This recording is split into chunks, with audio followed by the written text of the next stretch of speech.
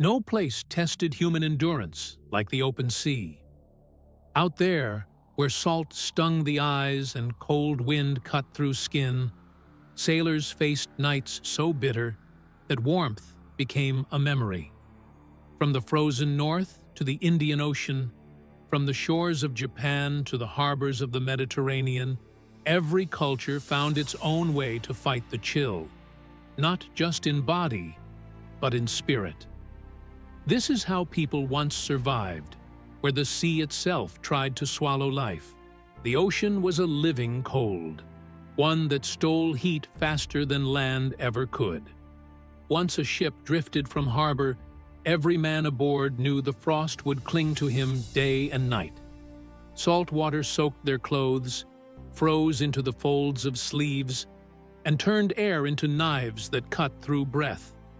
No waterproof coats, no modern fabrics, only wool, linen, and a bit of hope. Sailors learned to layer what they had, trapping air for warmth, drying clothes over lanterns or even under their own bodies. The sea punished carelessness. One night of wet clothes could mean death by morning. Each ocean brought its own kind of cruelty. In the north, ropes turned white with frost. Farther south, the nights were heavy, the wind thick with loneliness.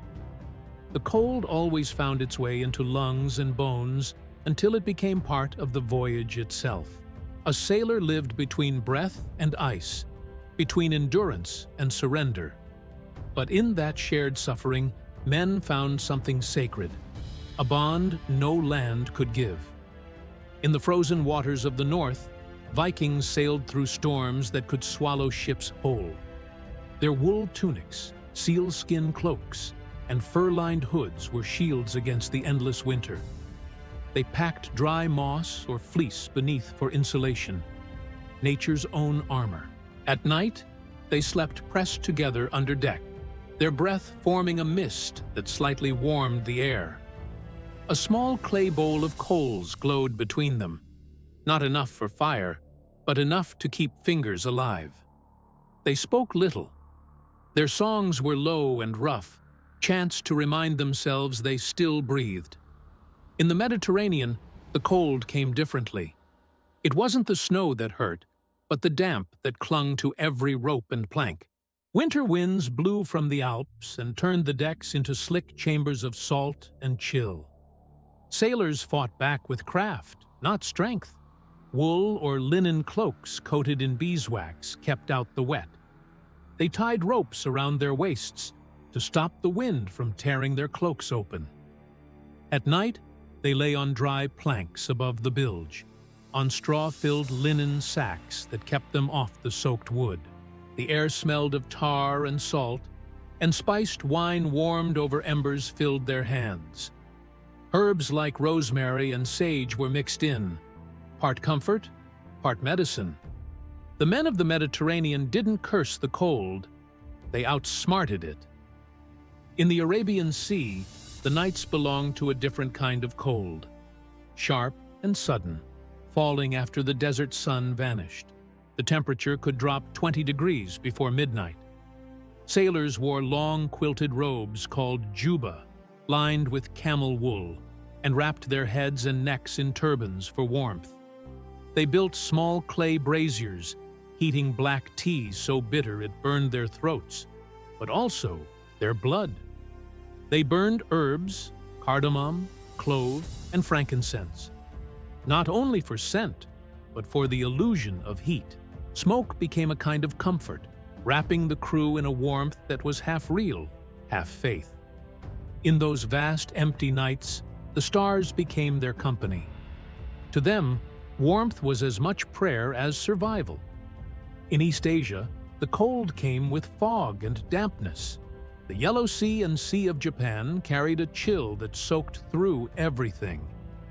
Chinese and Japanese sailors wore quilted coats stuffed with straw or mulberry paper, light, simple, and surprisingly warm. When the paper grew wet, they changed it quickly, knowing moisture was death. On the ships of the Song dynasty, Clay stoves built into iron boxes gave off a faint red glow. Men huddled near them, hands out, faces pale in the dim warmth.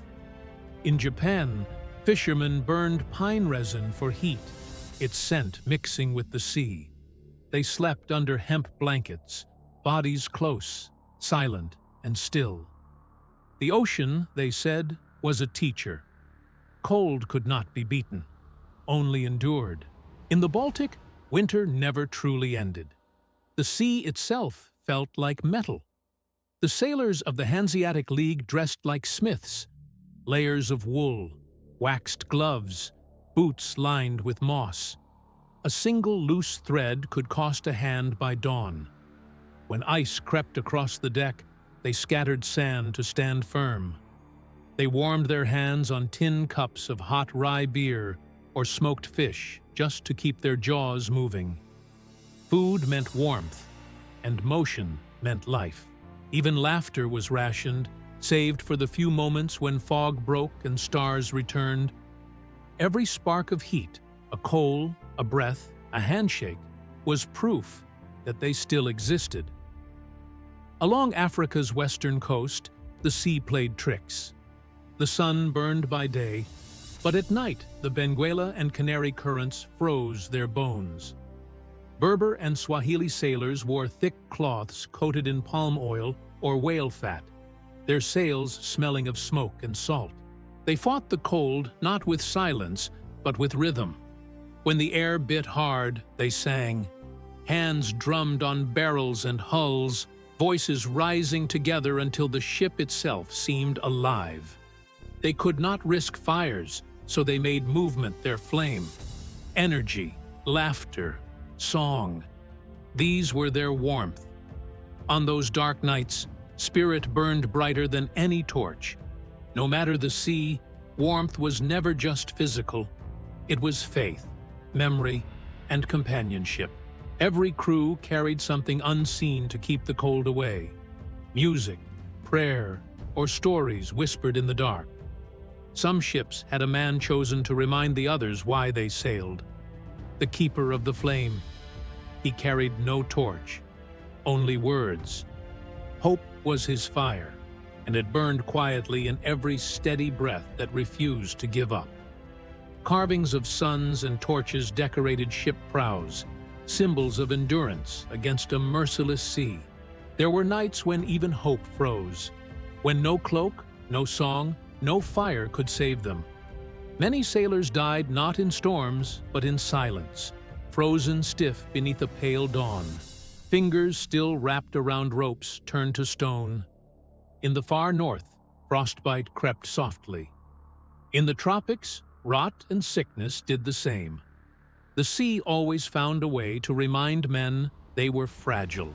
Chronicles called them sleepers of the sea, men who closed their eyes against the cold and never woke. Yet still, they sailed. Because beyond fear and frost was the hunger for discovery, for faith, for trade. The sea might take warmth, but it could never take will. From Viking traders beneath northern stars to Arab merchants in the desert winds, all knew one truth. Warmth came from more than wool and wax. It lived in trust, in song, in shared breath. The sea was cruel, but in that cruelty, it taught what truly kept humans alive: companionship, memory, and hope. Every sunrise was proof that even against the coldest silence, the heart could still burn. The sea always demanded payment for passage. For every voyage that returned, another never came home. Sometimes the crew found only fragments: a torn sail, a drifting plank, or a frozen rope tangled in ice. Yet no storm, no frost, no hunger could stop men from returning to the water. Because somewhere between fear and fascination, the ocean whispered a promise that those who dared would glimpse parts of the world no one else had ever seen. For medieval sailors, the sea was not only danger, it was destiny. The cold, the hunger, the silence. All of it became part of who they were. They were shaped by it, hardened by it, and, in a strange way, comforted by it. When they looked across the horizon, they saw not emptiness, but purpose. Every sunrise over the waves meant another chance to prove they could outlast the cold.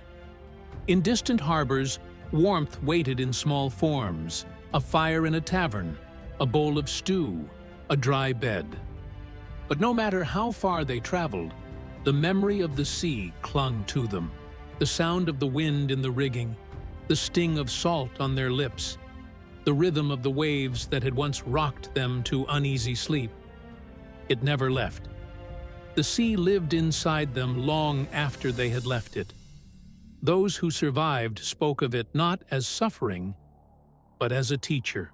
It stripped life down to its simplest truth: that warmth is found not only in fire, but in the people who stand beside you when the night turns cruel. On every ship, from the Arctic to the Indian Ocean, men built invisible fires, in laughter, in prayer, in songs whispered to the wind. Even when the world turned to ice, those small flames kept humanity alive. And when a sailor died, his body wrapped in sailcloth and given to the waves, the crew stood in silence. They watched the sea claim him, believing his warmth returned to the deep. For them, the ocean wasn't just water, it was memory, it was faith. Across centuries, the same truth endured. The sea could freeze the body, but never the spirit. Every sailor who ever faced the cold carried the same invisible fire: the will to live, to explore, to endure. They were not just travelers between lands. They were keepers of light, carrying it through storms, passing it from hand to hand, breath to breath, generation after generation. The world they crossed was vast, merciless, and full of silence. Yet, through that silence, they taught the rest of us something timeless: that warmth, no matter how small, is what makes us human. Because even when the sea turned to ice, it was the heart that refused to freeze.